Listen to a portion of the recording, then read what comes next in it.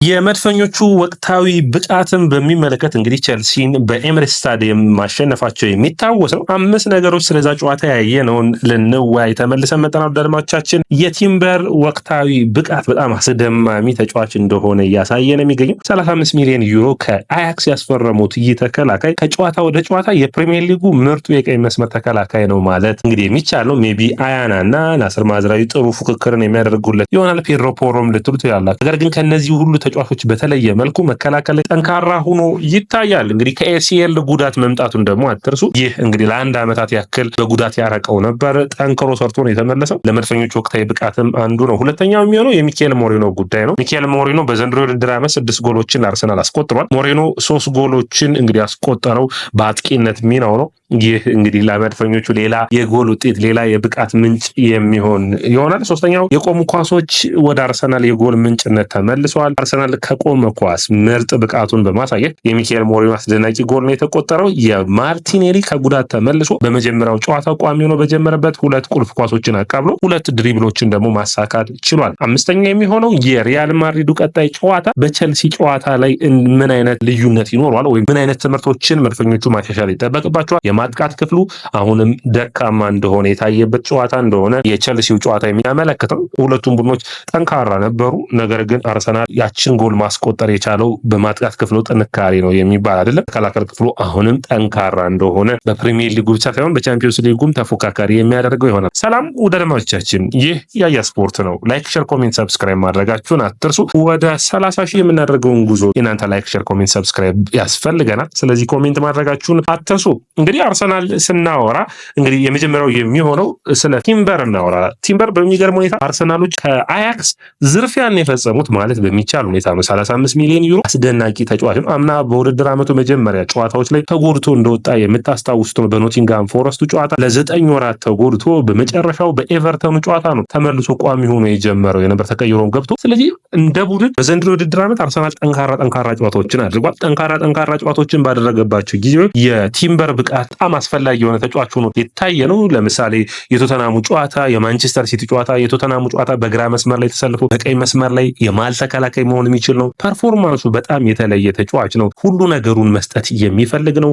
ገና 23 ዓመቱ ላይ ያለ ተጫዋች ነው። ይህ ተጫዋች ለዚህ ቡድን አምበልነትም በቀጣዮቹ ዓመታቶች ውስጥ የሚታሰብበት ይመስለኛል። በጨዋታው ላይ ኦዴጋርድ ሲወጣ እንዳያችሁት አርሰናል አምበል ሆኖ ያገለገለው ገብርኤል ማጋሌሽ ነው። በቀጣዮቹ የውድድር ዓመታቶች ግን አንዱ ሊሆን የሚችለው ተጫዋች እንግዲህ ጁሊያን ቲምበር ነው። ቲምበር ጥሩ ፐርፎርማንሶቹ ጥንካሬዎቹ ለምሳሌ በቀኝ መስመር ተከላካይነቱ ፒኤስጂ ጨዋታ ላይ ባርኮላን ያቆምበት መንገድ በጣም አስገራሚ ነበር። በሚገባ መከላከሉን ችሏል። ለመታለፍ በጣም አስቸጋሪ የሆነ ተጫዋች እንደሆነ ያሳያል። በማጥቃቱ በኩል የሚያግዝበት መንገድ፣ በአየር ላይ ኳስ ለማስቆጠር የሚጥርበት መንገድ በማንቸስተር ዩናይትድ ጨዋታ ላይ በኤምሬትስ በተደረገው ላይ ጎል እንዳገኘም የምታስታውሱት ነው። ስለዚህ እንደ ቡድን ለአርሰናል አስፈላጊ ከሚባሉ ተጫዋቾች ውስጥ አንዱ ሆኗል። እንግዲህ ለማይክል አርቴታ የቤን ዋይት ከጉዳት መመለስና የቲምበር ጥሩ ፐርፎርማንስ በሚቀጥለው ውድድር ዓመት አስፈላጊ ጥምረትን የሚያሳዩ ይሆናል። በዘንድሮ ውድድር ዓመትም ጠንካራ ፉክክሮች ይጠብቁታል። አንዱ የቪኒሲየስ ጁኒየር እና የቲምበር ፉክክርን የምናይበት የቻምፒዮንስ ሊጉ ጨዋታ ነው የሚሆነው። እዛ ጨዋታ ላይ ጥሩ ፐርፎርማንስ እንዲያሳይ የሚጠበቅ ነው የሚሆነው። እንግዲህ የጁሊያን ቲምበር ሚና በዚህም ጨዋታ ላይ እንዳያችሁት ነው። የቸልሲን ተጫዋቾች በሚገባ ማቆም ችሏል። በሚገባ መሸፈን የቻለ ተጫዋች ነው። ሁለተኛው የሚሆነው እንግዲህ የሚኬል ሞሪኖ ብቃት ነው። ሚኬል ሞሪኖ ያለፉትን ጨዋታዎች ላይ የአርሰናል በአማካይ መስመር ላይ ሚካኤል አርቴታ ያስፈልገኛል ብሎ ካሰባቸው ተጫዋቾች ውስጥ አንዱ ነበር።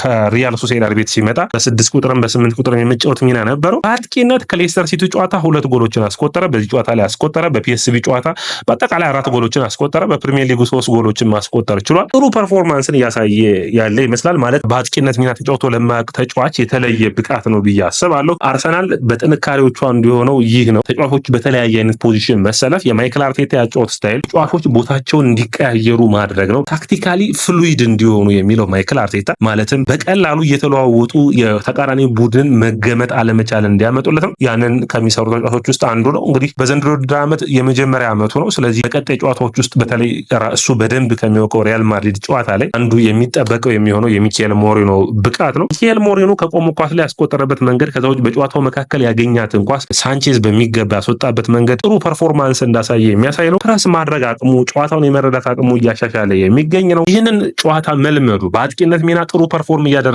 መቀጠሉ በኔ እይታ ከ8 ቁጥር ሚናነት ወደ ሳጥን ውስጥ በሚሄድበት ወቅት በሚገባ መሸፈን እንዲችል ያደርገዋል። ግራኒት ዣካን የመተካት አቅም አለው ብሎ ነው አርሰናል ያመጣው። የግራኒት ዣካ አንዱ ጥንካሬ ነበረው በአርሰናል የመጨረሻ የውድድር ዓመት ላይ ብዙ ጎሎችን አስቆጥሮ ነበር። ጎሎችን ያስቆጠረው ደግሞ ከአማካይ መስመርነቱ ወደ አጥቂ መስመር እየሄደ ነበር። ጥሩ ቦታዎችን መሸፈን የሚችል ተጫዋች ሆኖ ይታያል። ኳሶችን ማቆም ላይ፣ ዱዋሎች ላይ በጣም ጎበዝ ነው። ስለዚህ ይህ ሚናው እንግዲህ በቀጣዩ ለአርሰናል የሚያግዘው ይሆናል። ሶስተኛው አርሰናል ወደ ቆሙ ኳሶች ብቃቱ ተመልሷል።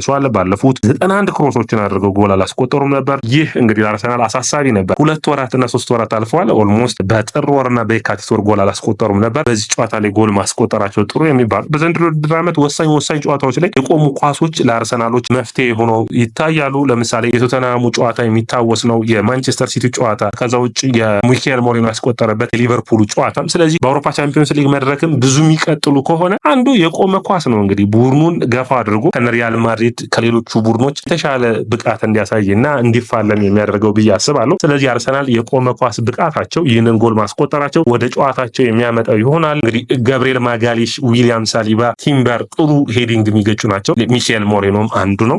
ዲክላን ራይስ ደግሞ ክሮስ በማድረግ ቡካዮ ሳካ የሚመለስ ከሆነ ይህን ጎል ማግባት አቅማቸው የሚመለስ ይሆናል። ስለዚህ የቡካዮ ሳካን መመለስ በጉጉት የሚጠብቁ ይመስለኛል። አራተኛ የሚሆነው የማርቲኔሊ ወደ ቋሚ ሆኖ አሰላለፍ ውስጥ መግባት ነው። ማርቲኔሊ ወደ ቋሚ አሰላለፍ ውስጥ መምጣት ደግሞ ምን ለውጦችን ያመጣል ብለን ስናይ 2 ኪፓሶችን 2 ድሪብሎችን አሳክቷል። በጥሩ ብቃት ላይ የሚገኝ ተጫዋች ነው ከጉዳት መልስ። አሁን የገብርኤል ማርቲኔሊ ጉዳይ ላይ ምንድን ነው? አንደኛ አርሰናል የአጥቂ ችግር ስላለበት የአጥቂ መስመሩን ለመሸፈን ካይ ሃቨርትዝም ሄሱስም የሉ። ስለዚህ አንዱ ማርቲኔሊ ወደ አጥቂ ሚና መቀየር ሊሆን ይችላል። ማርቲኔሊ ከብራዚል 2ኛ ዲቪዚዮን ሲያመጡት አርሰናል የመስመርም የአጥቂ ተጫዋችን ነበር። መጀመሪያዎቹ ወቅቶች እንዲሁም በኡናይ ኤምሬ ስር የአጥቂነት ሚናውን በሚገባ ሲሰራ ይታይ ነበር። ስለዚህ ወደዛ ሚናው መመለስ የሚችል ከሆነ በስፔሶች መካከል የመሮጥ አቅሙ የማጥቃት አቅሙንም ማገዝ የሚችል ተጫዋች ስለሆነ አንዱ መፍትሄ ሊሆን የሚችል ነው። ስለዚህ ይህንንም ተጫዋች መጠቀም የሚያስፈልግ ይሆናል። ከገብርኤል ማርቲኔሊ ውጭ አርሰናል በቀጣይ የሚገጥምባቸው ጨዋታዎች ከሪያል ማድሪዱም እንዲሁም ደግሞ